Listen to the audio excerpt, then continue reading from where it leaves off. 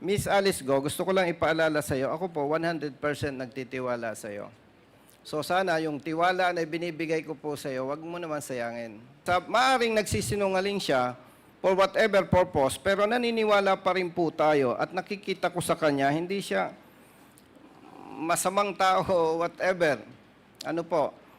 Kayo po ba, maliban sa Chief of Police ng Bamban Tarlac, may nakaharap ba kayo na PNP officers? Congressman Busita. Thank you, Mr. Chair. Good afternoon po sa ating lahat. Miss Alice Go, nadinig ko po kanina kay Honorable Congressman Junicio, kayo po ay 38 years old na. Tama po ba? Yes po, Your Honor. Ngayon po, ano na po ang age ng father mo? Father ko po, 68. Okay. May information po, Mr. Chair, though hindi ito validated, ang father po ni Miss Alice Goo ay nasa Pilipinas na noong 1990s. Sa pagkakaalam nyo, Miss Alice Goo, totoo ba ito o hindi? Your Honor, I cannot confirm the exact year. 1990s or 2000? Your Honor, ang date of birth ko po ay 1986. So, I think before po. Yes. Miss Alice Goo, sa previous hearings, nadinig po ng taong bayan na ikaw ay lumaki sa farm. Tama po ba? Yes po, Your Honor. Okay. Mr. Chair, narito po ba ang Vice Mayor ng Bamban Tarlac? Pwede po ba? Acting Mayor, he was here earlier. Si Mayor, Mr. Chair, yung pong Vice Mayor ni Miss Alice Go bago nagkaroon po ng issue. Nag-CR, parang ang tagal. Importante kasi, Mr. Chair, yung gusto ko pong itanong sa kanya. To continue, Mr. Chair, nandiyan na po ba si Vice Mayor bago yung former Vice Mayor, Mr. Chair? To continue, Mr. Chair, Vice Mayor, former Vice Mayor, during the previous hearing po sa Senado, nadinig natin na sinasabi ni Miss Alice Go na siya ay lumaki sa farm. Matanong ko lamang po, Vice Mayor, bago po kayo naging Vice Mayor, ano po ang inyong posisyon? Your Honor, nag-mayor po ako ng 2001.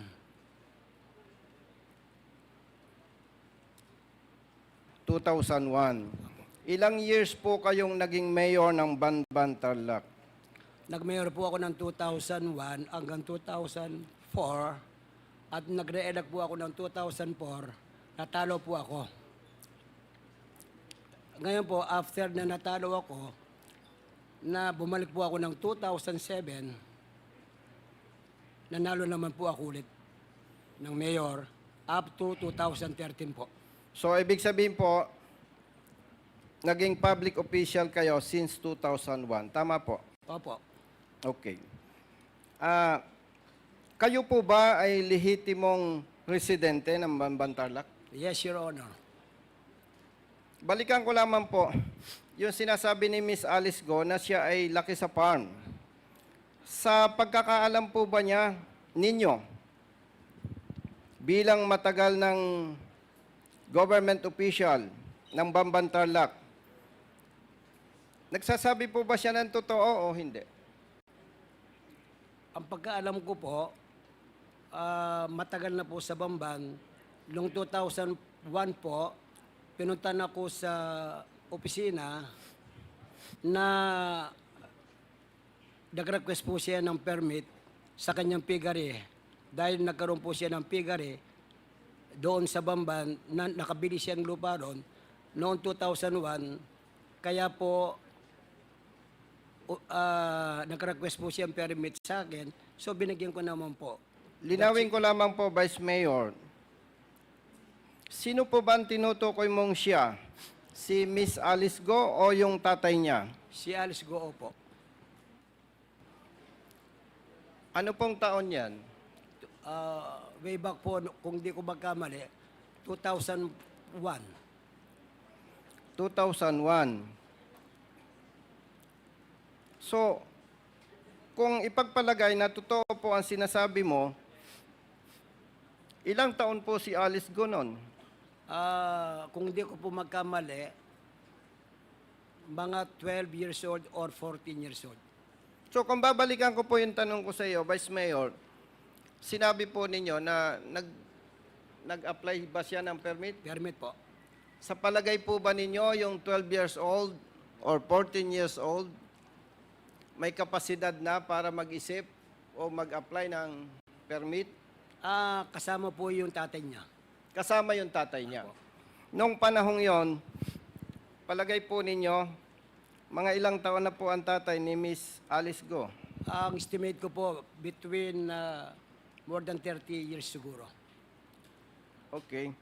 So, kung titingnan po natin, mga ilang taon po? Mga 30 years or something, 40 years, ganun po, ang aking estimate na edad. Ibig sabihin po, naniniwala ka na talagang si Miss Alice Go ay nung edad na yon ay nandun na sa kanilang farm. Nandun na po siya. At nabanggit po ninyo na nag-secure ang tatay niya, sila o sino man, nag-secure ng permit, nag-apply. Tama po? Opo, Your Honor. Mr. Chair, Vice Mayor, dahil nag-issue ka ng business permit or permit para sa kanilang piggery, sa pagkakaalam po ninyo, kaya pa nating makakuha ng ebidensya na totoo yung inyong sinasabi? Meron po sa opisina po. So, ibig sabihin po, naniniwala kayo na si Miss Alice Go lumaki sa farm? Naniniwala po ako dahil kasi nung pong 2000, nung nakaraan na eleksyon po, na ako po yung naging vice mayor niya. Last election po, 2022. Nung natapos po ang term mo bilang mayor, at partikular itong tumakbo kang vice mayor, si Miss Alice Go ba kasama po ninyo sa partido? Kinuha po ako ng dating mayor dahil po ahabol siya ng congressman para magkaroon po siya ng mayor na tinanong po siya kung gusto niyang umabol ng mayor. In other words, hindi kayo lehitimong magkapartido ni Miss Alice Go. Nakapartido po kami ng independent. Vice Mayor, kaugnay po sa isinasagawang investigasyon ng Kongreso at ng Senado, kaugnay dito sa sinasabing illegal pogo. At sinasabi rin na si Miss Alice Go ay involved dito. Sa inyo pong, siyempre kayo po ay matagal na nanunungkulan sa Bamban Tarlac. At alam naman po natin, bilang ikaw ay public official, elected official, hindi naman pwedeng sabihin na wala kang pakialam sa mga nangyayari sa area mo. Sa personal opinion nyo po, ano po ang masasabi nyo about this issue involving Alice Go? Ang masasabi ko lang po, yung pogo na po yan, ang pagkaalam ko po, kaya nabigyan po namin ng letter no objection po dahil ang pagkaalam ko po na legal po ang pogo. Dahil po ang pogo makakapagbigay ng additional revenue tax at employment po sa aming bayan. Dahil po nung ako'y mayor, hanggang ngayon po ang class ng Municipality of Bamban, it is second class municipality po. Alos walang trabaho po ang mga kababayan namin. Your Honor, if I may clarification lang kay Mayor. Ang ibig mong sabihin, Mayor, 2001, nag-a-apply na sila ng POGO sa inyo? Ay, hindi po. Piggery po. So, Piggery yung in-applyan. Okay, sige. Thank you. Yes, Mr. Chair. Ang intention po natin, Mr. Chair, kaya po natin na itanong yan, to establish yung aligasyon ni Miss Alice Go na siya ay lumaki sa farm. At nabanggit po ni Vice Mayor na kumuha ng permit noong I think 2000 o 2001 at sinasabi po niya na kaya pang ma-dig up o makapag-produce ng ebidensya na talagang may permit itong mag-ama ni Miss Alice Go. Mr. Chair, maaari po bang mag-request sa Vice Mayor na mag-submit ng proof na talagang nag-issue ang Bamban Tarlac ng permit para sa farm o piggery ni Miss Alice Go at nung kanyang tatay, nung kanyang father, Mr. Chair? Yes, ikaw ba ngayon ang acting mayor, Mayor? Hindi po. Hindi. Ako So po we will probably request that. Kami po ay nasuspend, Mr. Chair, Okay, sige. ng 3 months. So who's the acting mayor? si yung pong first counselor. Nandito ba siya? Andyan po, Sir Timbang. Can we, acting mayor, humihingi ng dokumento si Congressman Busita. Narinig niyo naman yata, no, kung ano yung hinihingi niya. So can you please submit the documents to the committee? Salamat po. Thank you, Mr. Chair. Mr. Chair, itinanong ko po itong mga issue na to sapagkat hindi ko namang kilala si Alice Go at nung nasa active PNP naman ako. Ibig ko po sabihin, naniniwala po ako na may mga bagay-bagay, na may mga sinasabi niya na may katotohanan. And in fairness to her, Mr. Chair, with the support of evidence or evidences, ay gusto po nating ma-establish na hindi lahat ng sinasabi, maaring nagsisinungaling siya for whatever purpose, pero naniniwala pa rin po tayo at nakikita ko sa kanya, hindi siya masamang tao o whatever. Ano po? So, to continue, Mr. Chair, kay Miss Alice Go, base po sa mga sagot at patunay ni Vice Mayor, pinatututuhanan po niya na kayo ay lumaki sa farm. Base doon sa age, doon sa year, at sinasabing permit. Bago po kayo kumandidato, Miss Alice Go, o bago kayo nanungkulan, kayo po ba ay naging malapit sa mga residente ng Bamban Tarlac? Your Honor, that time po is pandemic. So, okay naman po. Okay naman. In other words, maganda ang relasyon nyo sa community. Tama po ba? Particularly po doon sa barangay ko po. Thank you, Mr. Chair. Miss Alice Go, sa pagkakaalam mo, bakit ka nanalong kandidato? Nung ikaw ay kumandidato bilang mayor, diretsahan kong tanong sa'yo. Malaki ba ang nagastos mo o hindi? Your Honor, I think blessed na rin po from God. In fact, 2 weeks before election, di na po ako gumalaw. So, masasabi mo na malinis ang pagkapanalo mo bilang mayor, tama po ba? Yes po, Your Honor. Sa pagkakaalam mo rin po ba, minahal ka ng mga residente ng Bamban Tarlac? Yes po, feel ko po yun. At sa pagkakaalam mo rin po ba, kahit na ngayong iniimbestigahan ka sa Kongreso at sa Senado, mahal ka pa rin ng mga residente ng Bamban Tarlac? Tingin ko po, opo. Ibig mo bang sabihin, Miss Alice Go, na patuloy silang nagtitiwala sa'yo? Tingin ko po, Your Honor. Kung naniniwala ka na mahal ka at nagtitiwala pa rin sa'yo ang mga residente ng Bamban Tarlac, nais mo bang manatili na sila ay may respeto may tiwala at pagmamahal sa iyo? Opo, Your Honor.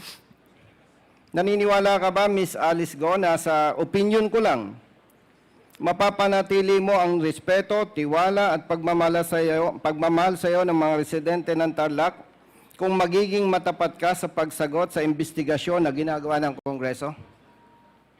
Opo, Your Honor. Ibig mo masabihin, may mga tatanong ako sa iyo, follow-up questions, na willing kang sagutin on behalf of your constituents from Bamban Tarlac. Tama po ba?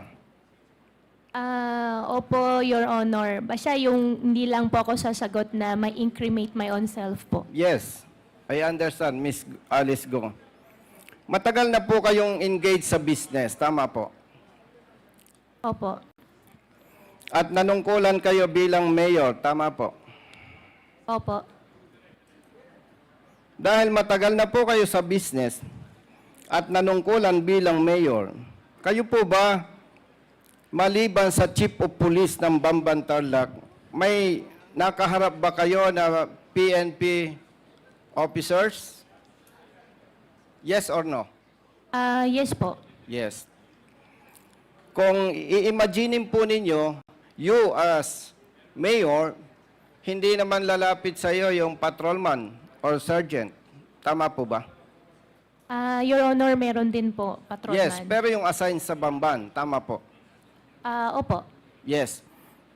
Pero yung police personnel or officers from other units, kung maalala nyo po, may mga nakaharap na kayo, tama po. Your Honor, pag may nagka-courtesy call po sa office po. Courtesy call for what purpose? Nagpapakilala po, bilang ako po yung mayor, nagpapakilala din po sila na sila po yung kasama po natin sa serbisyo. Ano po yon? Siyempre, yung chief of police, naturalmente, magko-courtesy call sa'yo. Aside from chief of police, sino po ang PNP official na natatandaan mo na nag-courtesy call na po sa inyo bilang mayor? Matandaan ko po, nakapag-visit na po sa office po, PD po. Provincial Director. Sino po ang Provincial Director na tinutukoy mo? Yung ngayon po na PD, I forget the name po. Okay. Sa pagkakaalam mo po, ilang Provincial Director na nag-courtesy call po sa inyo? Hindi ko na po, wala pa ako masyado maalala po eh. Okay, kung hindi po ninyo maalala po ba ninyo more or less ilan ang senior officers ng PNP na nag-courtesy call na sa inyo? Hindi po, Your Honor. Bata pa po kayo, Miss Alice Go. Hindi ko po sinasabi na sagutin po ninyo ng eksakto. Ang tinatanong ko po, Mr. Chair, kung iisipin mo po, Miss Alice Go, mga more or less ilang PNP senior officers na ang nakaharap mo? Your Honor, isipin ko po pero hindi ko po masyado maisip po eh. Nakapag-courtesy call po sa office po si PD. Yun po. Isipin ko rin po ulit, Your Honor. May nakaharap na po ba kayong general? Yes or no? General, yes po. Mga ilan na po? Hindi ko po maalala ilan po. Miss Alice Go, gusto ko lang ipaalala sa iyo, ako po 100% nagtitiwala sa iyo. So sana yung tiwala na binibigay ko po sa iyo, wag mo naman sayangin. At ako po ay nagtatanong sa iyo, at inaasahan po ng taong bayan, partikular ng Bamban Tarlac residents, your constituents, na ikaw po ay magsasabi ng totoo. Wala naman po kayo sa korte. Ano po? Balikan ko lamang po, sa pagkakaalam po ninyo, ilang PNP generals na ang nakaharap ninyo? Your Honor, as of the moment, wala po ako masyado maalala, pero may naisip lang po ako ngayon na nakapag-courtesy call din po sa office ko po ang isang general po na RD po. RD. Opo. Siyempre, RD yan, kahit paano, maaalala mo kung sino siya.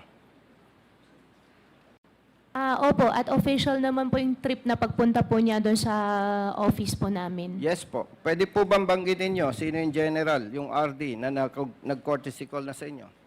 Your Honor, Mr. Chair, okay lang po, mag-consult lang po ako sa lawyer. Sige po.